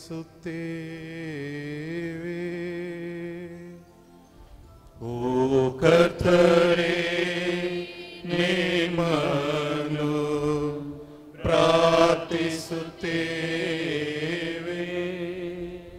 ನಮ್ಮ ಪೂಜ್ಯ ತಂದೆ ಫ್ರಾನ್ಸಿಸ್ ರವರು, ನಮ್ಮ ಮಹಾಧರ್ಮಾಧ್ಯಕ್ಷರಾದ ಬೆರ್ನಾರ್ಡ್ ಮೋರಸ್ ರವರು, ಇತರ ಧರ್ಮಾಧ್ಯಕ್ಷರು ಹಾಗೂ ಗುರುಗಳು ಮತ್ತು ಧಾರ್ಮಿಕ ಸಹೋದರ ಸಹೋದರಿಯರು ಪ್ರಭು ಕ್ರಿಸ್ತರು ಸಾದರಪಡಿಸಿರುವ ಮುಕ್ತಿಯ ಮಾರ್ಗವನ್ನು ಧರ್ಮಸಭೆಯಲ್ಲಿ ಪ್ರತಿಬಿಂಬಿಸಿ ಇವರೆಲ್ಲರೂ ಸನ್ಮಾರ್ಗದಲ್ಲಿ ನಡೆಯಲು ಪಿತದೇವರು ಕರುಣಿಸಲೆಂದು ಪ್ರಾರ್ಥಿಸೋಣ. ಓ ಕರ್ತರೇ, ನಿಮ್ಮನ್ನು ಪ್ರಾರ್ಥಿಸುತ್ತೇವೆ. ಪ್ರಭು ಕ್ರಿಸ್ತರು ಎಲ್ಲ ಮಾನವರನ್ನು ರಕ್ಷಣೆಯ ಸನ್ಮಾರ್ಗಕ್ಕೆ ಆಹ್ವಾನಿಸಿದರಲ್ಲದೆ ಮುಕ್ತಿಯ ಹಾದಿಯನ್ನು ತೋರ್ಪಡಿಸಿಕೊಟ್ಟರು. ಅಂತೆಯೇ ಮಾನವರೆಲ್ಲರೂ ಅದೇ ಮುಕ್ತಿಯನ್ನು ಅರಸುತ್ತಾ ಬಾಳಲು ತಂದೆ ದೇವರು ಅನುಗ್ರಹಿಸಲೆಂದು ಪ್ರಾರ್ಥಿಸೋಣ. ಓ ಕರ್ತರೇ, ನಿಮ್ಮನ್ನು ಪ್ರಾರ್ಥಿಸುತ್ತೇವೆ. ಸ್ವಾಮಿ ಯೇಸುವೆ, ನಿಮ್ಮ ವಿಶ್ವಾಸಿಗಳು ತಮ್ಮ ಅಹಂಕಾರ ಹಾಗೂ ಅನೀತಿಗಳಿಂದ ದೂರ ಸರಿದು ನಿಂತಾಗ ಅಂಥವರನ್ನು ತೊರೆಯದೆ ನಿಮ್ಮಲ್ಲಿಗೆ ಪುನಃ ಸೇರಿಸಿಕೊಳ್ಳಿರೆಂದು ಪಿತಾದೇವರಲ್ಲಿ ಮೊರೆ ಇಡುತ್ತಾ ಪ್ರಾರ್ಥಿಸೋಣ. ಓ ಕರ್ತರೇ, ನಿಮ್ಮನ್ನು ಪ್ರಾರ್ಥಿಸುತ್ತೇವೆ. ಪ್ರಭು ಯೇಸುವೆ, ನಿಮ್ಮ ಯಾತನೆಗಳಿಂದ ಪಾಪದಿಂದ ಮಲಿನಗೊಂಡಿರುವ ನಮ್ಮ ದೇಹಗಳನ್ನು ಪರಿಶುದ್ಧಗೊಳಿಸಿದಿರಿ. ಅಂತೆಯೇ ಮೃತರಾದವರಿಂದ ನೀವು ಉತ್ಥಾನಗೊಳ್ಳುವಿರೆಂಬ ನಂಬಿಕೆಯಲ್ಲಿ ನಾವು ಜೀವಿಸಲು ತಂದೆ ದೇವರು ಅನುಗ್ರಹಿಸಲೆಂದು ಪ್ರಾರ್ಥಿಸೋಣ.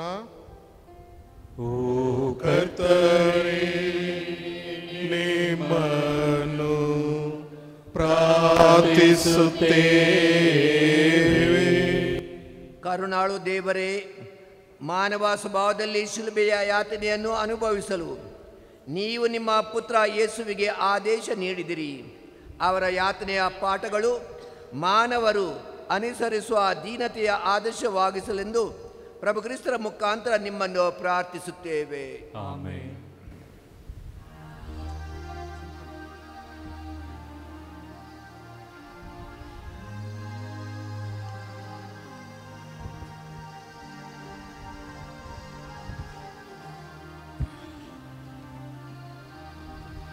ಸಮರ್ಪಣೆ ಓ ದೇವನೇ, ನಿನಗೆ ಅರ್ಪಣೆ.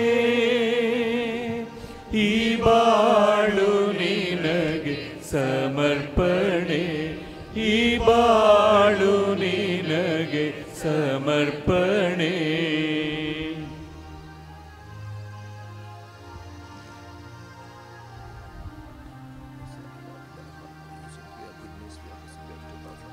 ಈ ಸೃಷ್ಟಿಯು ಸರ್ವವು ನಿನ್ನದೇ, ಈ ಜೀವ ಸ್ವೀಕರಿಸೋ.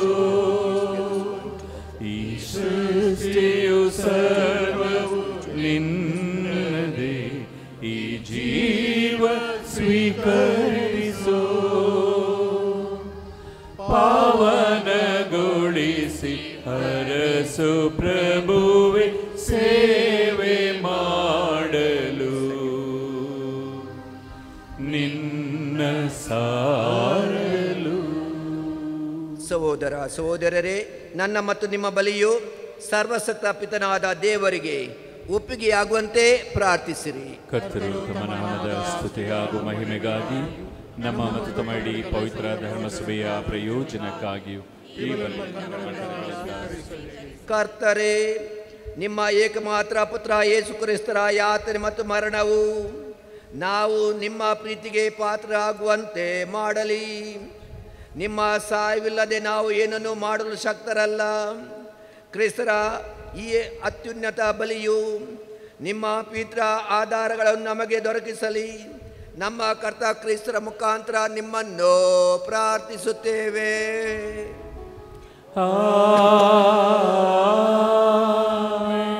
ಕರ್ತರು ನಿಮ್ಮೊಡನೆ ಇರಲಿ, ನಿಮ್ಮೊಡನೆಯೂ ಇರಲಿ. ನಿಮ್ಮ ಹನ್ಮನಗಳನ್ನು ಮೇಲಕ್ಕೆ ಎತ್ತಿರಿ. ಕರ್ತನ ಕಡೆಗೆ ಎತ್ತಿದ್ದೇವೆ. ನಮ್ಮ ಕರ್ತರಾದ ದೇವರಿಗೆ ಕೃತಜ್ಞತೆಯನ್ನು ಸಲ್ಲಿಸೋಣ. ಅದು ಯೋಗ್ಯ ಮತ್ತು ನ್ಯಾಯವಾಗಿದೆ. ಕರ್ತರೇ, ಪವಿತ್ರ ಪಿತನೇ, ಸರ್ವಶಕ್ತರಾದ ನಿತ್ಯ ದೇವರೇ, ನಾವು ಎಲ್ಲ ಕಾಲಗಳಲ್ಲಿಯೂ ಎಲ್ಲ ಸ್ಥಳಗಳಲ್ಲಿಯೂ ನಮ್ಮ ಕರ್ತ ಕ್ರಿಸ್ತರ ಮುಖಾಂತರ ನಿಮಗೆ ಕೃತಜ್ಞತೆಯನ್ನು ಸಲ್ಲಿಸುವುದು ನಿಜವಾಗಿ ಯೋಗ್ಯವೂ ನ್ಯಾಯವೂ ಆಗಿದೆ, ಯುಕ್ತವೂ ಹಿತಕರವೂ ಆಗಿದೆ.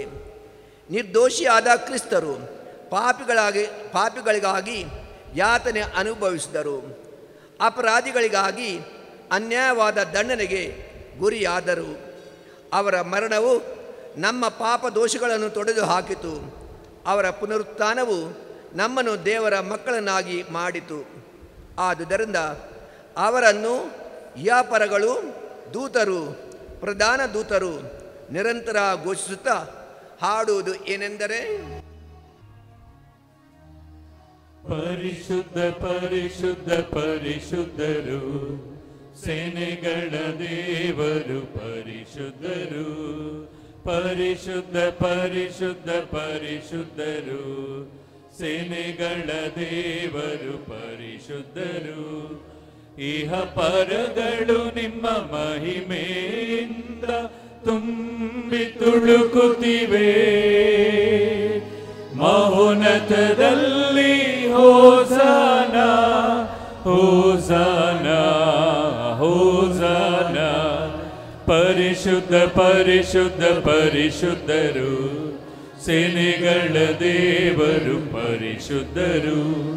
ಕರ್ತರ ನಾಮದಲ್ಲಿ ಬರುವವರು ಆಶೀರ್ವದಿತರು.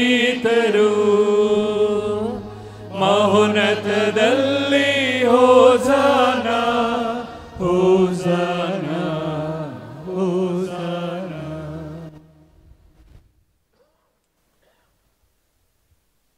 ತಂದೆಯೇ, ನೀವು ನಿಜವಾಗಿಯೂ ಪರಿಶುದ್ಧರು. ಸರ್ವ ಪರಿಶುದ್ಧತೆಯ ಬುಗ್ಗೆಯೂ ನೀವೇ. ಈ ಬಲಿಕಾಣಿಗಳ ಮೇಲೆ ನಿಮ್ಮ ಪವಿತ್ರ ಆತ್ಮರ ಪ್ರಭೆಯನ್ನು ಬೀರಿ ಇವುಗಳನ್ನು ಪಾವನಗೊಳಿಸಬೇಕೆಂದು ಪ್ರಾರ್ಥಿಸುತ್ತೇವೆ. ಇವು ನಮ್ಮ ಕರ್ತ ಯೇಸು ಕ್ರಿಸ್ತರ ಶರೀರ ಮತ್ತು ರಕ್ತವಾಗುವಂತೆ ಮಾಡಿರಿ. ಇವರು ಪರಾಧೀನರಾಗಿ ಸ್ವಂತ ಇಚ್ಛೆಯಿಂದ ಪ್ರಾಣತ್ಯಾಗ ಮಾಡುವ ಸಮಯದಲ್ಲಿ ರೊಟ್ಟಿಯನ್ನು ತೆಗೆದುಕೊಂಡು ಕೃತಜ್ಞತಾ ಸ್ತೋತ್ರವನ್ನು ಸಲ್ಲಿಸಿ ಅದನ್ನು ಮುರಿದು ತಮ್ಮ ಶಿಷ್ಯರಿಗೆ ಕೊಡುತ್ತಾ ಹೀಗೆಂದರು, ಇದನ್ನು ತೆಗೆದುಕೊಂಡು ನೀವೆಲ್ಲರೂ ಭುಜಿಸಿರಿ. ಇದು ನಿಮಗಾಗಿ ಒಪ್ಪಿಸಲಾಗುವ ನನ್ನ ಶರೀರ.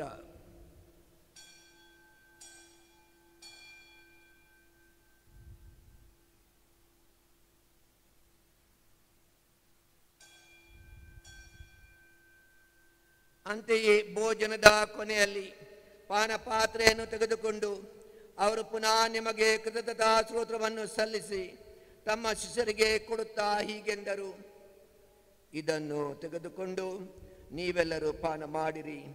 ಈ ಪಾತ್ರೆಯಲ್ಲಿರುವುದು ಹೊಸ ಮತ್ತು ಅನಂತ ಒಡಂಬಡಿಕೆಯ ನನ್ನ ರಕ್ತ. ಇದು ನಿಮ್ಮ ಹಾಗೂ ಎಲ್ಲ ಮಾನವರ ಪಾಪ ಪರಿಹಾರಕ್ಕಾಗಿ ಸುರಿಸಲಾಗುವುದು.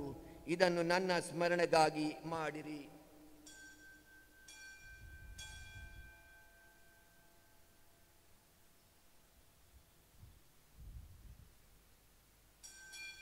ವಿಶ್ವಾಸದ ಪರಮರಹಸ್ಯ.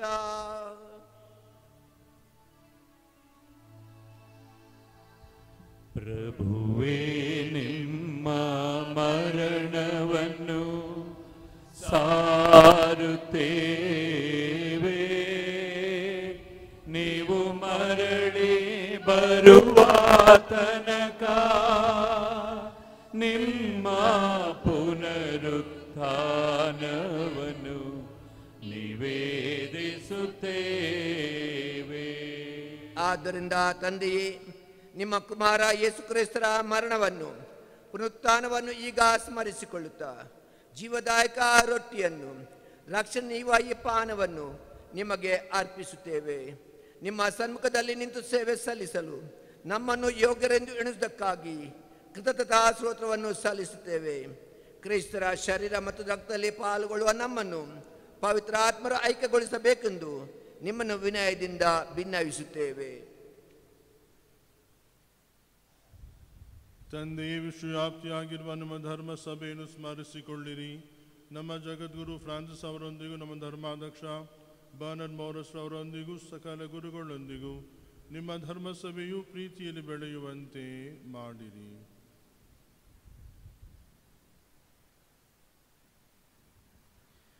ತಂದೆಯೇ, ಪುನರುತ್ಥಾನವಾಗುವೆವು ಎಂಬ ನಿರೀಕ್ಷೆಯೊಂದಿಗೆ ವಿಶ್ರಮಿಸುತ್ತಿರುವ ಮೃತರಾದ ನಮ್ಮ ಸಹೋದರ ಸಹೋದರಿಯರೆಲ್ಲರನ್ನು ಸ್ಮರಿಸಿಕೊಳ್ಳಿರಿ. ಅವರನ್ನು ನಿಮ್ಮ ಪ್ರಕಾಶಮಯ ಸಮ್ಮುಖಕ್ಕೆ ಕರೆದುಕೊಳ್ಳಿರಿ. ತಂದೆಯೇ, ನಮ್ಮ ಮೇಲೆಯೂ ತಾವು ದಯೆ ತೋರಬೇಕೆಂದು ಬೇಡಿಕೊಳ್ಳುತ್ತೇವೆ.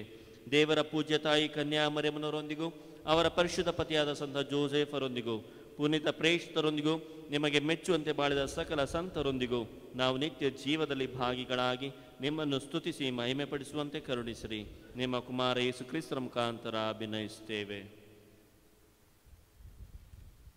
ಇವರ ಮುಖಾಂತರವೂ ಇವರೊಂದಿಗೂ ಇವರಲ್ಲಿಯೂ ಸರ್ವಸತ್ತ ತಂದೆಯಾದ ದೇವರೇ, ಪವಿತ್ರಾತ್ಮರ ಐಕ್ಯದಲ್ಲಿ ಸರ್ವ ಗೌರವವು ಮಹಿಮೆಯು ಯುಗ ಯುಗಾಂತರಕ್ಕೂ ನಿಮಗೆ ಸಲ್ಲಲಿ.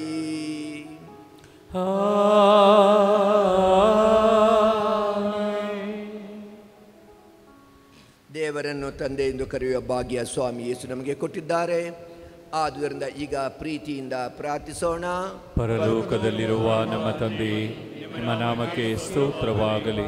ನಿಮ್ಮ ರಾಜ್ಯ ಬರಲಿ. ನಿಮ್ಮ ಚಿತ್ತ ಪರಲೋಕದಲ್ಲಿ ನೆರವೇರುವ ಪ್ರಕಾರ ಈ ಭೂಲೋಕದಲ್ಲಿಯೂ ನೆರವೇರಲಿ. ನಮ್ಮ ಅನುದಿನದ ಆಹಾರವನ್ನು ಇಂದು ನಮಗೆ ಕೊಡಿರಿ. ನಮಗೆ ತಪ್ಪು ಮಾಡಿದವರನ್ನು ನಾವು ಕ್ಷಮಿಸುವ ಪ್ರಕಾರ ನಮ್ಮ ಪಾಪಗಳನ್ನು ಕ್ಷಮಿಸಿರಿ. ನಮ್ಮನ್ನು ಶೋಧನೆಗೆ ಒಳಪಡಿಸದೆ ಕೇಡಿನಿಂದ ನಮ್ಮನ್ನು ಕರ್ತರೆ, ಸಕಲ ಕೇಡುಗಳಿಂದ ನಮ್ಮನ್ನು ರಕ್ಷಿಸಿರಿ. ನಿಮ್ಮ ಕರುಣೆಯ ನೆರವನ್ನು ಪಡೆದು ಪಾಪದಿಂದ ಸದಾ ಬಿಡುಗಡೆಯಾಗಿ ಎಲ್ಲ ಉಪದ್ರವಗಳಿಂದ ನಾವು ಸುರಕ್ಷಿತವಾಗಿರುವಂತೆ ನಮ್ಮ ಜೀವಮಾನ ಕಾಲದಲ್ಲಿ ಶಾಂತಿಯನ್ನು ದಯೆಯಿಂದ ಕರುಣಿಸಿರಿ. ನಾವು ಮೋಕ್ಷಾನಂದವನ್ನು ನಮ್ಮ ರಕ್ಷಕ ಯೇಸು ಕ್ರಿಸ್ತರ ಆಗಮನವನ್ನು ನಿರೀಕ್ಷಿಸುತ್ತಿದ್ದೇವೆ. ರಾಜ್ಯಭಾರವು ಅಧಿಕಾರವು ಮಹಿಮೆಯು ಯುಗ ಯುಗಾಂತರಕ್ಕೂ ನಿಮ್ಮದೇ. ಕರ್ತ ಯೇಸು ಕ್ರಿಸ್ತರೇ, ನಿಮ್ಮ ಪ್ರೇಷಿತರಿಗೆ ನಿಮಗೆ ಶಾಂತಿಯನ್ನು ಬಿಟ್ಟು ಹೋಗುತ್ತೇನೆ, ನನ್ನ ಶಾಂತಿ ನಿಮಗೆ ಕೊಡುತ್ತೇನೆಂದು ಹೇಳಿದ್ದೀರಿ. ನಮ್ಮ ಪಾಪಗಳನ್ನು ಲಕ್ಷಿಸದೆ ನಿಮ್ಮ ಧರ್ಮಸಭೆಯ ಭಕ್ತಿ ವಿಶ್ವಾಸವನ್ನು ವೀಕ್ಷಿಸಿರಿ. ಅದಕ್ಕೆ ನಿಮ್ಮ ಚಿತ್ತದ ಪ್ರಕಾರ ಶಾಂತಿಯನ್ನು ಐಕ್ಯಮತ್ಯವನ್ನು ದಯಪಾಲಿಸಿರಿ. ಯುಗ ಯುಗಾಂತರಕ್ಕೂ ಜೀವಿಸುವ ಕರ್ತರೆ, ನಿಮ್ಮನ್ನು ಪ್ರಾರ್ಥಿಸುತ್ತೇವೆ. ಆಮೆನ್. ಕರ್ತರ ಶಾಂತಿ ಸದಾ ನಿಮ್ಮೊಡನೆ ಇರಲಿ, ನಿಮ್ಮೊಡನೆಯೂ ಇರಲಿ. ಸಹೋದರ ಸಹೋದರಿಯರೇ, ಪರಸ್ಪರ ಶಾಂತಿಯನ್ನು ಕೋರೋಣ.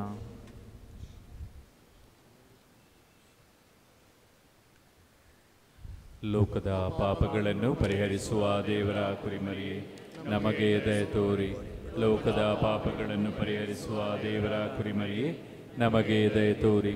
ಲೋಕದ ಪಾಪಗಳನ್ನು ಪರಿಹರಿಸುವ ದೇವರ ಕುರಿಮರಿಯೇ, ನಮಗೆ ಶಾಂತಿ ನೀಡಿರಿ. ಇಗೋ, ಲೋಕದ ಪಾಪಗಳನ್ನು ಪರಿಹರಿಸುವ ದೇವರ ಕುರಿಮರಿ. ಇದರ ಪಾಸ್ಕಾ ಭೋಜನಕ್ಕೆ ಆಹ್ವಾನಿತರು ನಾವೆಲ್ಲರೂ ಭಾಗ್ಯವಂತರು. ಕರ್ತರೇ, ತಮ್ಮನ್ನು ಸ್ವೀಕರಿಸಲು ನಾನು ಪಾತ್ರನಲ್ಲ, ಆದರೆ ತಾವೊಂದೇ ಒಂದು ಮಾತನ್ನು ನುಡಿಯಿರಿ, ನಾನು ಸ್ವಸ್ಥನಾಗುವೆನು.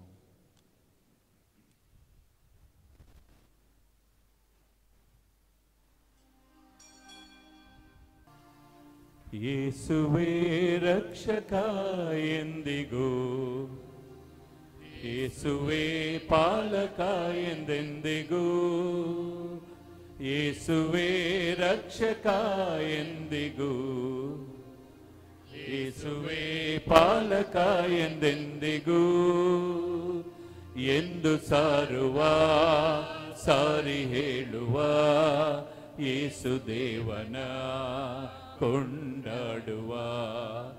ಎಂದು ಸಾರುವ, ಸಾರಿ ಹೇಳುವ ಯೇಸು ದೇವನ ಕೊಂಡಾಡುವ.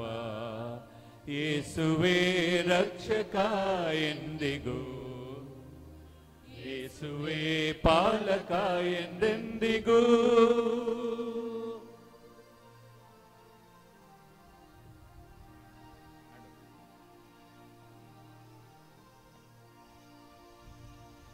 ಯೇಸುವೇ ಜೀವವು ಜೀವದ ಭಾಗ್ಯವು ಜೀವನ ನೂತನ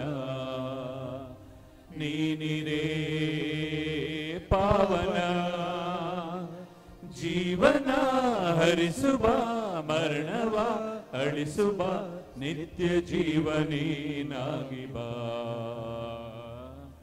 ನಿತ್ಯ ಜೀವನೀನಾಗಿ ಬಾ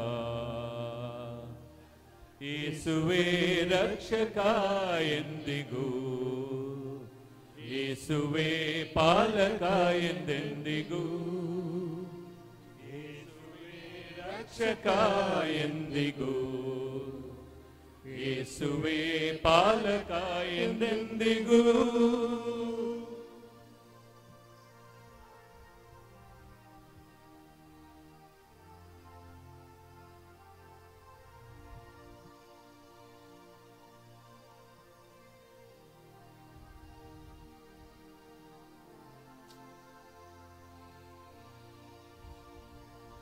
ಯೇಸುವೇ ಮಾರ್ಗವು ಬಾಳಿಲೆ ಭಾಗ್ಯವು ಸತ್ಯದ ದಾರಿಯು ಮುಕ್ತಿಯ ಹಾದಿಯು ಸತ್ಯದಿ ನಡೆಸುವ ಮುಕ್ತಿಯ ತೋರುವ ಸತ್ಯ ಜ್ಯೋತಿ ನೀನಾಗಿ ಬಾ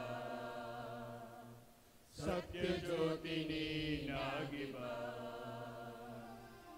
ಯೇಸುವೇ ರಕ್ಷಕ ಎಂದಿಗೂ ಯೇಸುವೇ ಪಾಲಕ ಎಂದೆಂದಿಗೂ ಯೇಸುವೇ ರಕ್ಷಕ ಎಂದಿಗೂ ಯೇಸುವೇ ಪಾಲಕ ಎಂದೆಂದಿಗೂ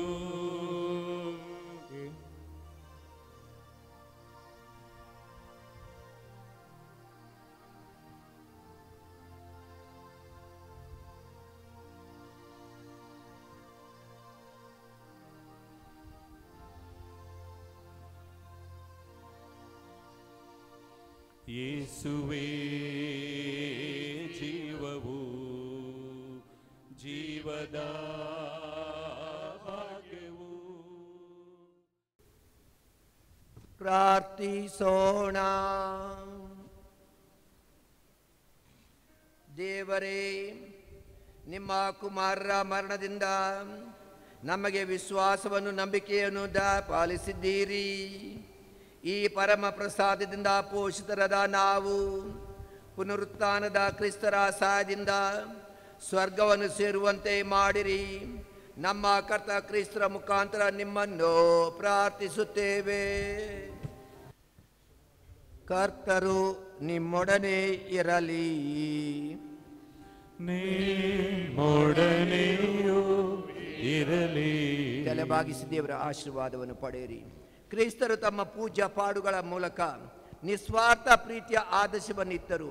ಪರಮಾತ್ಮನ ಹಾಗೂ ಪರ ಸೇವೆಯಲ್ಲಿ ನಿರತರಾಗಿ ನೀವು ದೇವರ ಕೃಪೆಯನ್ನು ಪಡೆಯುವಂತೆ ಆಗಲಿ.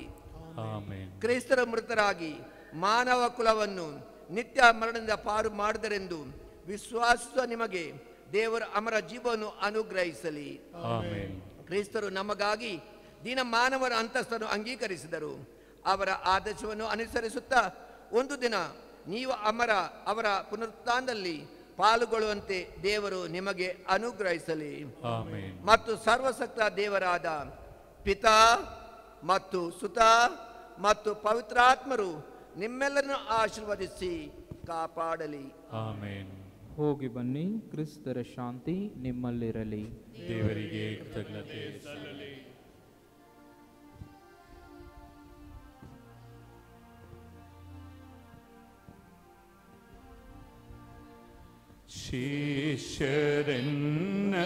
ಶಿಷ್ಯರೆನ್ನರಾಗಲು ನೀವು ಬಯಸಿದಾದರೆ